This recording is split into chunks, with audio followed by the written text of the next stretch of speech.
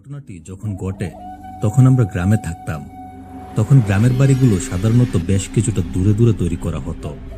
শহরের মতো এত কাছাকাছি তৈরি করা হতো না। প্রতিটা বাড়ির পাশে ঝোপঝাড় লক্ষ্য করা যায়। এর ভিতরেই দেখা যায় বড় বড় গাছ আর বাঁশঝাড়।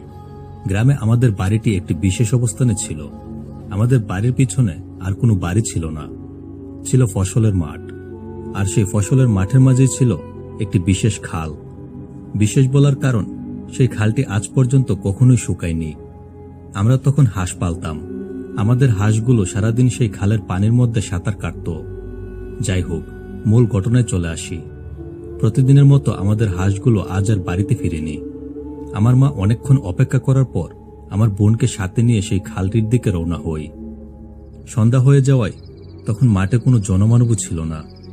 যারা সারাদিন মাঠে কাজ করত তারা তাদের নিজ নিজ বাড়িতে চলে গিয়েছে। তখন মাঠে মানুষ বলতে শুধু আমার মা আর আমার বোন। হাঁটতে হাঁটতে ওই খালের কাছে গিয়ে আমার মা একটি ছোট ঝোপের ভিতরে হাঁসের শব্দ শুনতে পায়। মা এবার ওই ঝোপটির দিকে এগিয়ে যেতে আর হাঁসের শব্দ শুনতে পায় না। তখন আমার মা একটু ভয় পেয়ে যায়, কারণ সেই ঝোপের মধ্যে সাপের ভয়ও ছিল।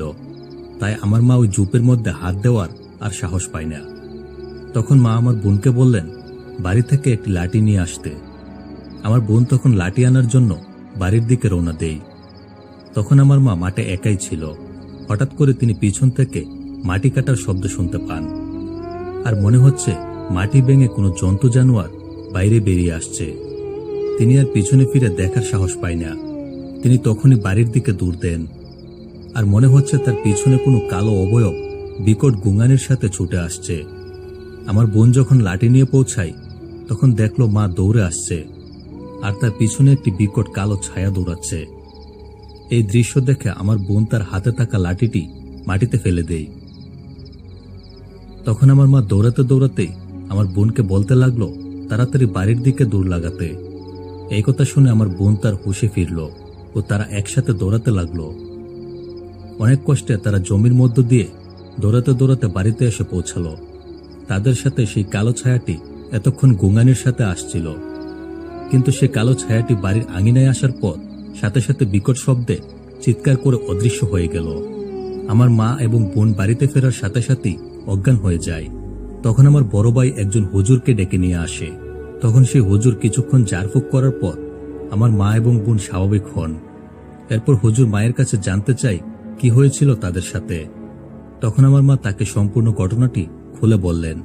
তিনি মাকে বললেন আজ ছিল চৈত্র সংক্রান্তি, তাই একজন মহিলাকে একা মাঠে পেয়ে এক দুষ্ট আত্মা তাদের উপর আক্রমণ করে।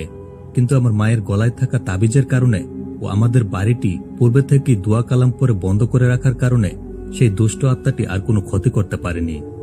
এই ঘটনার পর থেকে আমার মা আর কোনোদিন সন্ধ্যার সময় সেই মাঠে যায়নি। তো এই ছিল হুমায়ুনের পাঠানো ঘটনা। ঘটনাটি কেমন লেগেছে আপনাদের কাছে জানিয়ে দিন কমেন্ট করে। আর আমি চলে যাচ্ছি পরবর্তী ঘটনায়। এই ঘটনাটি পাঠিয়েছে আরিফ। তিনি ঢাকা থেকে এই ঘটনাটি আমাদের ফেসবুক পেজে লিখে পাঠিয়েছে। তিনি যেভাবে লিখে পাঠিয়েছে আমি সেভাবেই পড়ে শোনাচ্ছি। ঘটনাটি ঘটেছিল আমার মায়ের সাথে। তখন 1998 সাল।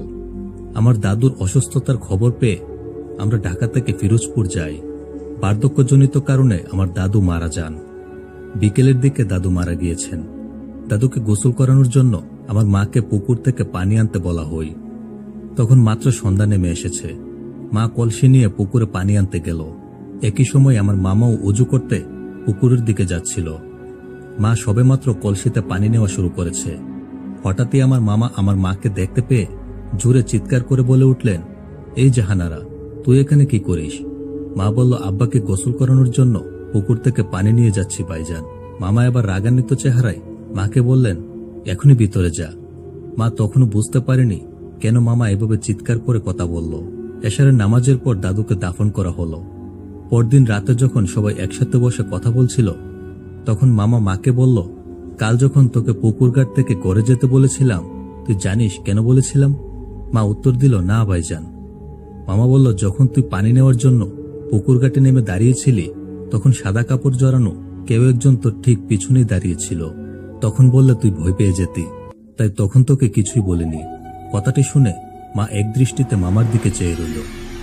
তো এই ছিল আরিফের পাঠানো ঘটনা। কার ঘটনাটি বেশি ভালো লেগেছে জানিয়ে দিন কমেন্ট করে। হুমায়ুনের ঘটনা নাকি আরিফের ঘটনা জানিয়ে দিন কমেন্ট করে। চাইলে আপনিও কিন্তু ঘটনা লিখে পাঠাতে পারেন। আপনার ঘটনাটি সুন্দর করে গুছিয়ে লিখে পাঠিয়ে দিন ভূতাকাশ অফিসিয়ালের ফেসবুক পেজে। ফেসবুকে গিয়ে ভূতাকাশ অফিসিয়াল লিখে সার্চ করলেই পেজটি পেয়ে যাবেন। এমন আরো অসংখ্য ঘটনা পেতে অবশ্যই চ্যানেলটিকে সাবস্ক্রাইব করে রাখবেন।